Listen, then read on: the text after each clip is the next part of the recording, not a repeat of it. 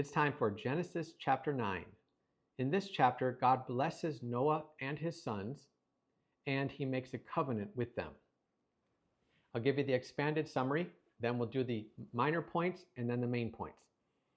The first part of Genesis 9, verses 1 to 17, contains two sections. These sections begin with the phrases, "Then God blessed Noah," and "Then God said to Noah." "Then God blessed Noah" is verse 1. In verse 1, God blesses Noah and his sons, saying, "Be fruitful and increase in number and fill the earth." This is a reminder of Genesis 1, where God says to his image bearers, "Be fruitful and increase in number," the same thing. So we see God's heart for humanity here, what he wants humans to do in these commands. God continues by telling Noah that the fear and dread of him will be on all the other creatures. This is also reminiscent of Genesis 1, where God tells his image bearers, "Rule over the fish in the sea and the birds in the sky and over every living creature that moves on the ground." So be fruitful and rule over all the other creatures. And to Noah, he says, they're going to be afraid of you. These other creatures will fear you. So the commands to be fruitful and rule are restated in Genesis 9. But God then adds something new. He says, "Everything that lives and moves about will be food for you.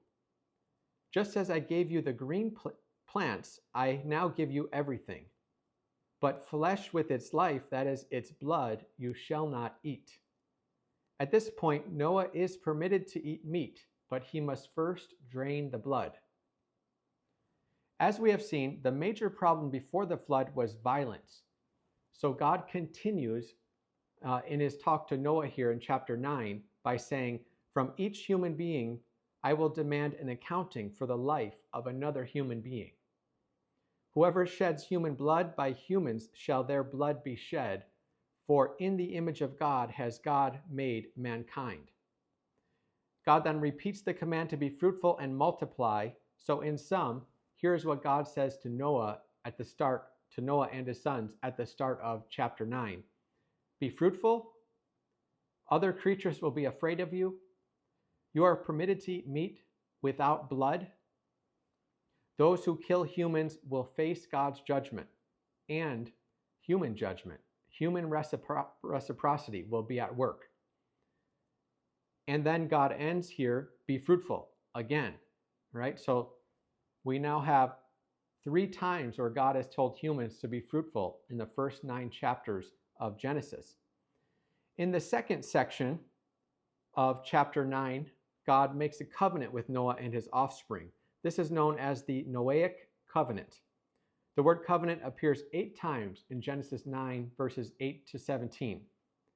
In the Noahic covenant, God promises to never again send a flood to destroy the earth. And God says the sign of his covenant will be the rainbow in the clouds. The Hebrew word for rainbow is the same word that's used for a warrior's bow. So some think the rainbow shows that God is putting up his warrior's bow and is now at peace with humanity, kind of putting it on the wall, so to speak, and saying, "I'm not going to use this anymore." Others think God is using the bow in a sense of pointing it at himself. If I don't keep this covenant, then I will be doomed. And this was a common way of making covenants back then, was to pose a threat to oneself if the covenant was not kept. But these are only speculations from the idea that this word, rainbow, is the same word for a weapon, for a bow. The minor points. I'll give you 2 minor points. Were humans vegetarian before Noah? In Genesis 1, God says, "I give you every seed-bearing plant on the face of the whole earth, and every tree that has fruit with seed in it. They will be yours for food." Verse 29. In Genesis 2, God tells Adam, "You are free to eat from any tree in the garden," with one exception, the tree of the knowledge of good and evil. So we can't say for certain, but the only food mentioned in Genesis 1 and 2 is plant food. After Genesis 2, we don't know, but since, I should say after Genesis 3, we don't know, but since the earth was filled with violence it is possible that some humans were eating meat. Second minor point, does Genesis 9:6 support the death penalty? It says, whoever sheds human blood, by other humans shall their blood be shed. By itself, this verse cannot serve as sufficient support for the death penalty. It doesn't say governments must execute those who commit murder. Moreover, it may not be telling us what to do, but simply affirming the general principle that we reap what we sow. In that sense, it may be similar to Jesus' statement that all who draw the sword will die by the sword. Killing creatures, the point here is that killing creatures made in God's image results in divine and human judgment. Murderers will not get away with it. They will face God, and they will face human wrath. And again, remember the problem before the flood was violence. So God is being very firm on this point here. Don't mess around in this area again. Don't be violent. Don't fill the earth with violence like you did before the flood. Now the major points. 1, God is faithful to humanity. The human race had become corrupt and violent, but instead of abandoning humans completely, God is restarting his plan for the human race with Noah. In many ways, Noah is like a second Adam. God is starting over with Noah and repeating the same commands to Noah that he gave to Adam. Number 2, God wants humans to flourish, be fruitful and multiply, like we observed, has been stated 3 times in the first 9 chapters of Genesis. So what does God want for the human race? He wants us to flourish on this planet. He wants us to fill the earth. He wants us to subdue the earth. God is for us. God is not against us. So this is how God is portrayed in these early chapters. Number 3, humans are made in God's image. Genesis 9:6 says, for in the image of God has God made mankind.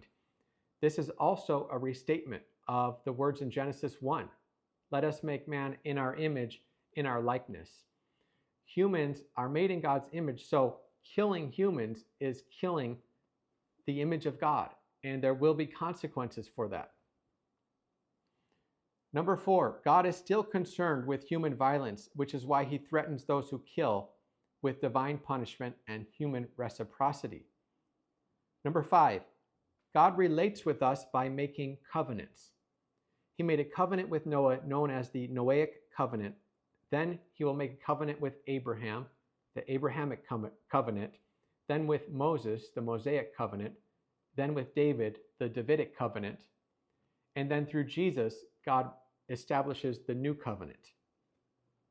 So God relates to humans by making covenants with us, solemn promises to the human race.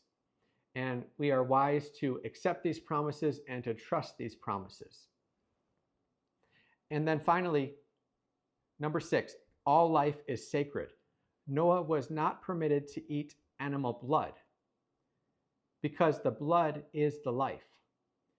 The NET Bible, the NET Bible says, because of the carnage produced by the flood, people might conclude that life is cheap and therefore treat it lightly.